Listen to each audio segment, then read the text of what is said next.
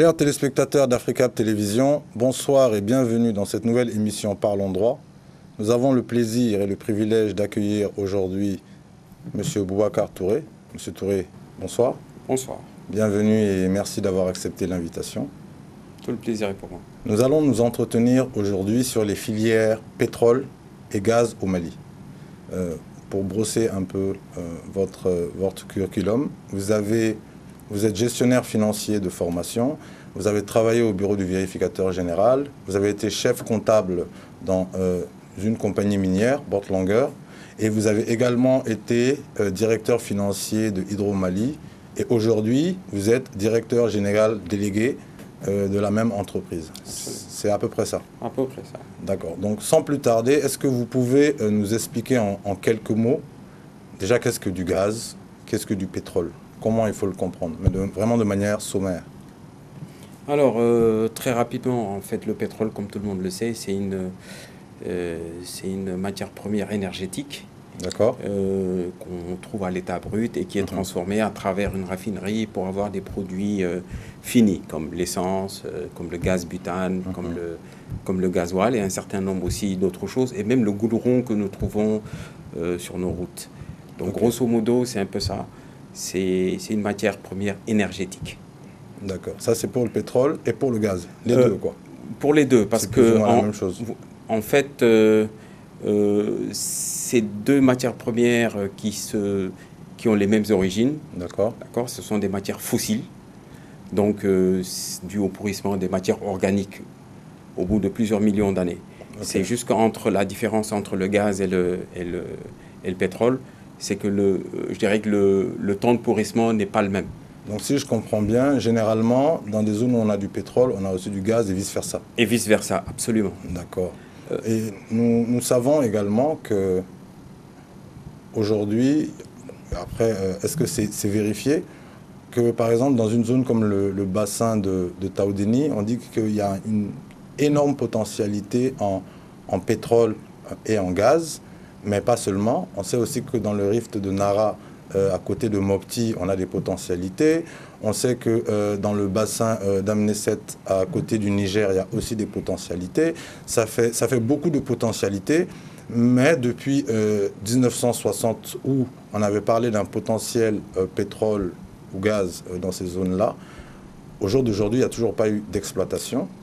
Maintenant, est-ce qu'il y a peut-être eu des explorations? Et puis, est-ce que vous pouvez expliquer la différence aux téléspectateurs entre ce qu'on appelle l'exploration dans ce domaine-là et l'exploitation à proprement dit? Alors, pour venir à la dernière partie de la question, la différence, il se situe dans le mot lui-même. D'accord. L'exploration, on est en train de chercher du pétrole ou du gaz, et l'exploitation, c'est quand on l'extrait pour le raffiner. D'accord. Donc, grosso modo, pour parler de filière pétrole au Mali, il faut voir où est-ce qu'on se situe. Vous savez, il y a du pétrole partout dans le monde. Même des pays qui n'exploitent pas, qui n'extraient pas de pétrole, ont du pétrole. C'est une des choses les mieux partagées. Après, il faut voir quelle est la qualité du pétrole que nous avons, quelle est la rentabilité économique. Parce que quand vous découvrez du pétrole au Mali, pas la même chose quand vous le découvrez dans un pays côtier. Parce qu'après, pour l'évacuation, il faut tenir compte des coûts d'exploitation, il faut tenir compte des coûts d'évacuation, gazoduc ou autre chose. Où est-ce qu'on en est au Mali? C'est très difficile de le dire, à mon avis, parce que je crois que le gouvernement n'a pas beaucoup communiqué dessus. Mais grosso modo, on a 3 grandes étapes quand on cherche du pétrole. D'accord. Alors, il y a une première étape où on étudie les bassins sédimentaires et tout ça, et on voit qu'il y a une potentialité. Donc, on se dit... il y a une probabilité. Donc, probablement, on se dit que dans des roches, dans tel type de roche, il doit y avoir du pétrole. Alors, on peut commencer des recherches et quand on arrive au stade où on arrive à estimer un certain nombre de choses, on passe à ce qu'on appelle le 2P. Le premier niveau dont je parlais, c'est le 1P, probable, et il y a un deuxième niveau de potentiel. Ça se trouve que les études sismiques sont allées jusqu'à un certain niveau, il y a eu des données beaucoup plus précises, beaucoup plus ciblées. Après, on passe à un niveau qu'on appelle le 3P, qui est, comment le dire, la preuve, quoi. voilà, qu'il y a une preuve et que c'est économiquement rentable. Donc en ce moment-là, on dit potentiellement, on a du pétrole et que c'est... Avec peut-être des estimations de réserve. Oui, avec des estimations, bien sûr. C'est jamais une donnée, c'est jamais une donnée précise. C'est jamais une donnée précise. Et il y a eu des erreurs vraiment très importantes, comme en Mauritanie, où ils tablaient sur une certaine quantité. Mais à l'exploitation, ils se sont rendus compte que ce n'est pas exactement ça. D'accord. Donc, grosso modo, il faut voir où est-ce qu'on se situe quand on parle de pétrole au Mali. Il y a l'exploitation effective, enfin il y a l'exploration actuellement, mais on est encore vraiment même si c'est depuis 1960 que ça a commencé, on est vraiment au début. Et on n'a que des gisements où probablement on a des choses intéressantes. Mais jusque-là, on n'a pas pu estimer, je crois, en tout cas à ce que je sache, on n'a pas pu estimer les potentialités de manière plus précise. D'accord.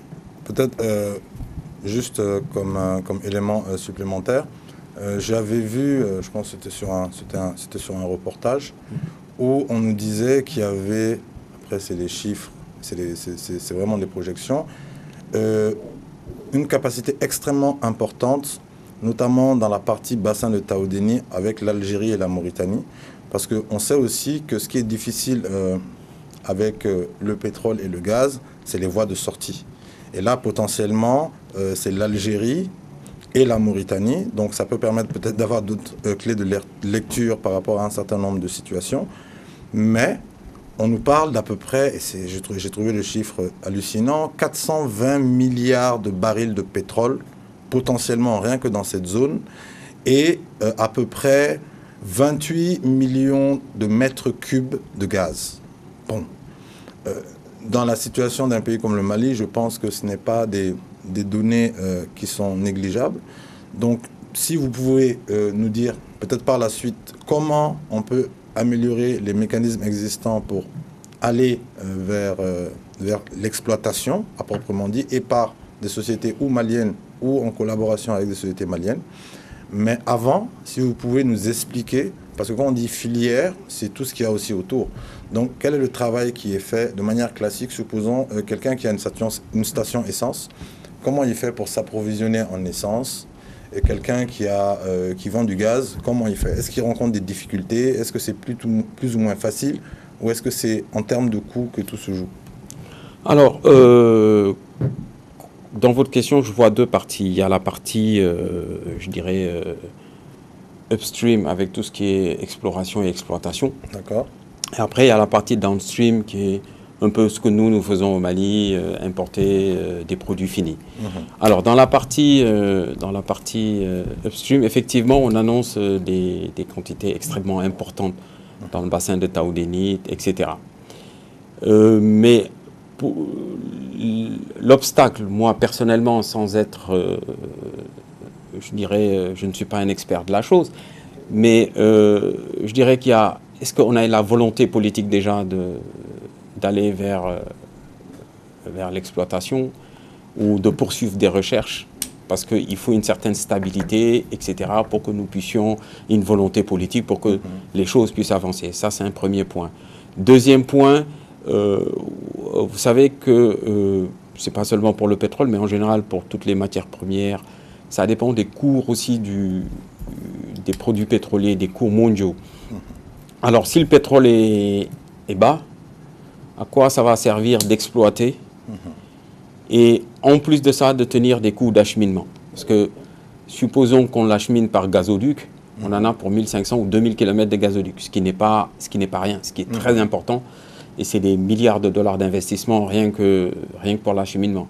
Donc il faut tenir compte de tous ces coûts-là et les comparer au prix aux cours mondiaux du pétrole pour se dire c'est rentable ou pas d'exploiter.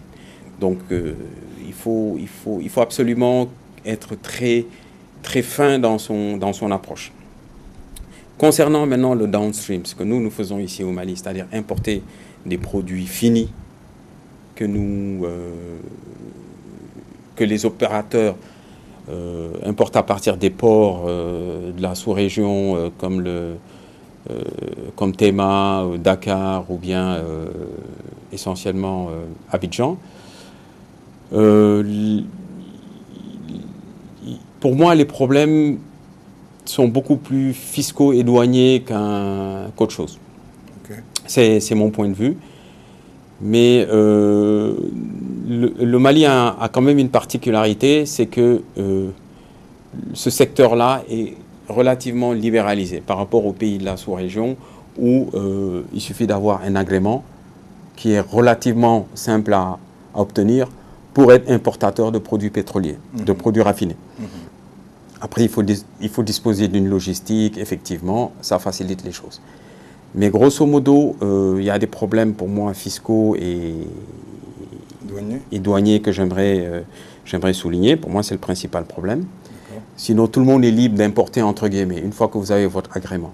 Alors, le problème que je vois, c'est que le Code des impôts, par exemple, nous dit, si j'ai bien compris les choses, que les produits blancs, c'est-à-dire le gasoil, le jet et l'essence, sont exonérés de TVA. Okay. Ça, c'est pas moi qui le dis, c'est le Code des impôts, et voté à l'Assemblée nationale. Malheureusement, au niveau du cordon douanier, on nous prend les 18% de TVA, qui ne sont pas récupérables. Donc on les prend en charge. Et ça, c'est extrêmement pénalisant au niveau trésorerie. Et ce sont des choses peut-être que les pouvoirs publics doivent rectifier, en tout cas revoir. Maintenant, le deuxième problème, c'est un problème pour moi organisationnel au niveau même des opérateurs. Voilà, nous brassons beaucoup d'argent quand on regarde les produits pétroliers. Quand vous voyez les chiffres, c'est vraiment colossal. Et que vous voyez le mode de fonctionnement de beaucoup d'entreprises, c'est très, très informel. Or, nous gagnerions à aller vers des choses beaucoup plus formalisées, du moment où c'est quand même quelque chose de stratégique. Hein, il y va même de la survie, je dirais, du pays, parce que sans pétrole, il n'y aura pas de production d'électricité. Au niveau de EDM, il n'y aura pas de voitures, il n'y aura pas beaucoup de choses. Excusez-moi, si je comprends bien, ce que vous voulez dire, c'est qu'il n'y a peut-être pas d'organisation professionnelle, voire syndicale, qui permet de mettre tous les acteurs de ce domaine-là ensemble, ou vous parlez d'une organisation patronale, parce qu'on a l'OPEP par exemple. C'est quoi exactement? Quand vous dites qu'ils n'arrivent pas à se mettre ensemble, ou c'est par rapport à la gestion de la filière? Non, en fait, je parlais à deux niveaux. C'est-à-dire, il y a un groupement, il y a le groupement malien des pétroliers, le GMPP, qui regroupe à peu près 76, je crois, si j'ai bonne mémoire, de l'ensemble des acteurs, et qui sont essentiellement des sociétés maliennes. Et vous avez le GPP, qui regroupe les 5 filiales des multinationales installées au Mali. Donc, c'est deux groupements totalement différents, qui ont des logiques absolument différentes, mais et qui ne fonctionnent pas forcément de la même manière. Donc, quand je parlais d'organisation, c'est qu'au niveau du GMPP, c'est-à-dire des opérateurs maliens, c'est de s'organiser davantage pour défendre le problème que j'ai posé tout à l'heure au niveau de la fiscalité, déjà poser le problème au niveau de l'État, mais tout simplement de mieux peser sur les marchés au niveau de la sous-région. Vous savez, quand on se met à 4-5 et qu'on achète 100 millions de litres, c'est pas la même chose que quand on commande que 5 millions de litres, seul. Pas la même chose. Donc on négocie. Ça peut permettre de faire des économies d'échelle. Des économies d'échelle, on négocie beaucoup mieux. On fait des économies d'échelle, comme vous l'avez dit. Et puis après, même au niveau du transport, etc. Ce sont des choses extrêmement importantes qu'il faut qu'on se parle entre opérateurs. Ça, c'est un premier niveau d'organisation, mais ça, je parle du patronat, si vous voulez. Au niveau maintenant des entreprises, on se rend compte qu'elles brassent énormément d'argent, parce que le pétrole, c'est quand même beaucoup d'argent. Mais en termes d'organisation interne, de gouvernance, de respect de normes, nous n'avons pas tout ça. Il y a très peu de sociétés. Mais il y a quand même quelque chose qu'il faut louer. C'est actuellement, on sent un petit frémissement quand même. C'est vraiment nouveau. Mais on sent que de plus en plus, il y a des sociétés qui s'organisent. On a quelques-unes, comme celle que je dirige, au Mali, qui a quand même été leader dans ce domaine-là. Et on voit certaines sociétés, comme peut-être Yara Service ou Yara Oil, on sent qu'elles commencent à s'organiser, etc. Et ça, on gagnerait tous à y aller. Et si on ne fait pas attention, les sociétés qui vont vraiment survivre, c'est les sociétés qui auront une organisation interne extrêmement solide pour, en cas de choc exogène, pouvoir avoir des capacités de résilience importantes. J'ai envie de vous demander, est-ce que, une fois que, supposons, ces groupements se mettent ensemble ou se développent encore mieux, quelles seront les incidences sur les populations? C'est-à-dire qu'on parle de droits, notamment quand vous parlez de la TVA, mais il y a aussi des devoirs, il y a ce qu'on appelle des responsabilités sociétales d'entreprise, il y a le respect de l'environnement, il y a un certain nombre de choses qui sont normalement des corollaires. On sait que dans le domaine minier, certaines sociétés le font, d'autres ne le font pas. On suppose que dans le domaine pétrolier, c'est pareil. Qu'est-ce qui peut être fait, d'une part, peut-être par l'État, pour inciter les pétroliers à le faire, peut-être même en faisant une diminution ou carrément une suppression de la TVA, mais à ce moment-là que ça soit répercuté dans des actions sociales visibles. Qu'est-ce qui peut être suggéré pour les décideurs, mais qu'est-ce qui peut aussi être suggéré pour les entreprises elles-mêmes pour qu'elles puissent se développer dans un environnement plus sain, plus vert, si je peux m'exprimer ainsi. Alors, il faut peut-être travailler sur le cadre réglementaire. D'accord. Mais en règle générale, au Mali et dans notre secteur, il se pose beaucoup plus le problème du respect des lois et des règlements que de l'existence même des lois et des règlements. C'est-à-dire que nous n'avons peut-être pas tout ce qu'il faut comme arsenal juridique et réglementaire, mais le peu qui existe déjà, on ne le respecte pas. Donc, il n'y a qu'à voir dans quelle société où il y a un responsable HSQE. Est-ce que ce n'est pas une responsabilité qui doit être partagée? C'est-à-dire qu'il y a la responsabilité d'une part de l'État, mais aussi la responsabilité des entreprises. Parce que si l'État, normalement, après il faudra avoir tous les contours, mais si normalement l'État ne doit pas percevoir ces 18%-là et qu'ils le font, peut-être que l'entreprise de l'autre côté qui doit investir effectivement dans des réalisations sociales ne le fera pas aussi, parce que cet argent, elle va vouloir le récupérer quelque part. Oui, absolument. En fait, en dehors même du cadre réglementaire, je crois qu'il y a des règles de gouvernance, de bonne gouvernance, qui ne vont pas seulement prendre en compte ces aspects RSE, mais tous les aspects de la gouvernance, mais comme on parle de RSE, qui vont prendre en charge tous ces aspects RSE. Actuellement, en règle générale, c'est le cadet de notre souci, si vous me permettez cette expression, de savoir qu'on respecte l'environnement, etc. etc.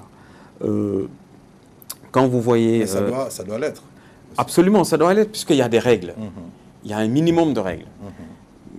On peut les renforcer, et on doit les renforcer surtout, mais le problème, c'est que déjà, les entreprises ne les respectent pas, mais derrière, il n'y a pas un contrôle de l'État ou de sanctions en cas de non-respect. D'accord. En cas de non-respect. Il y a un laisser-aller où chacun fait un peu ce qu'il veut. Et ça, c'est quelque chose qu'il faut déplorer parce que les investissements sont extrêmement importants dans ce secteur-là. Je vous donne juste un exemple. Quand vous achetez votre produit et que vous l'amenez au Mali, vous le transportez. Le camion et le parc malien, il est relativement récent. Il est relativement neuf, je veux dire. Est-ce que vous avez une zone de stockage d'ailleurs au Mali? Est-ce qu'il y a un endroit, comme dans d'autres pays, est-ce qu'il y a une zone où on peut faire du stockage en masse? Ah oui, on peut faire du stockage. Effectivement, il y a l'ONAP, mais c'est des capacités extrêmement faibles. Quand on regarde les besoins, parce que si on compare aux capacités de stockage de la Gestosie ou bien de Senstock au Sénégal, c'est vraiment minime. Grosso modo, on a à tout casser, je crois qu'on doit avoir 50 millions de litres, 55 millions de litres. Ce qui correspond à pas grand-chose à l'échelle du Mali et même à l'échelle d'autres pays. Donc c'est aussi une volonté politique de vouloir faire des stocks de sécurité. Il y a des pays qui ont des stocks stratégiques, des stocks de sécurité de 3 mois. C'est-à-dire que même s'il y a un embargo, comme nous le connaissons actuellement au Mali, même si ça ne concerne pas les produits pétroliers, ça permet de résister. Et en fait, ça fait partie de l'arsenal qu'il faut mettre en place pour avoir une capacité de résilience du secteur, mais aussi de notre économie. Okay. Donc, nos capacités de stockage sont extrêmement faibles. Je crois que grosso modo, on a à l'aéroport HRS, on a quelque chose comme 5 millions de litres tout au plus. À l'ONAP, on a 10 millions, etc. À Sanké, peut-être 12-13 millions, quelque chose comme ça. Je n'ai pas les chiffres exacts en tête, mais les capacités de stockage sont extrêmement faibles. Je crois qu'on ne peut pas résister 15 jours d'embargo si jamais ça touche le pétrole ou les produits pétroliers au Mali. D'accord. Et pour un peu revenir, encore une fois, sur la partie potentialité, dans le même sens et poursuivant, on sait que le ministre des Mines, Amadou Babassi, le 14 février 2013, lors d'une visite de site des chantiers justement de recherche de la société Petroma, avait déclaré officiellement que le Mali pourrait devenir à terme un pays producteur de pétrole et de gaz. Parce que même si les coûts sont peut-être exorbitants aujourd'hui, il est évident que s'il y a une exploitation de pétrole et de gaz, à terme, ça va nous faire, la balance sera forcément bénéficiaire pour le Mali. C'est-à-dire que ça va faire des revenus supplémentaires et ça peut être très intéressant, en plus de l'or et du coton, même si ces deux produits n'ont pas permis de nous mettre devant de la scène aujourd'hui. Mais concrètement sur ce point-là, au-delà de la volonté, parce que la volonté politique peut être heurtée à la capacité de réalisation. Peut-être qu'ils veulent, mais comment ils peuvent? Comment faire pour y arriver? Alors, il faut qu'on soit, comment le dire, quand on parle de pétrole, il faut rester très lucide. Nous n'avons pas les capacités, je crois, à l'heure actuelle, d'exploiter ce pétrole. Nous n'avons pas la technicité, nous n'avons pas les moyens financiers. Ça ne se compte pas à coup de milliards de francs CFA, c'est à coup de dizaines de milliards de dollars, voire même de centaines. Et ça nécessite aussi une technologie. Bon, même si on n'est pas sur le offshore c'est plus compliqué, c'est en mer, mais on est sur le onshore. C'est a priori moins compliqué, mais n'empêche que exploiter du pétrole, c'est une technique, c'est une technicité, et que nous n'avons pas pour l'instant. Après, il y a Petroma qui fait des choses assez intéressantes pour l'instant, mais ça reste encore très limité, à mon avis.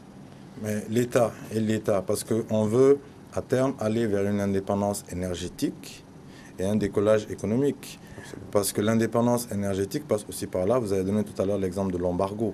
Maintenant, comme l'émission arrive à terme, on n'aura peut-être pas le temps de rentrer dans ces détails-là tout de suite. Mais ce que vous nous avez dit nous a déjà permis de comprendre un peu comment fonctionne la filière du début à la fin. Est-ce que, en quelques mots, vous pouvez nous donner une conclusion sur ce sujet-là, une maxime qui vous marque, qui vous a marqué, une citation donc, et un vœu que vous faites pour le Mali et pour les Maliens?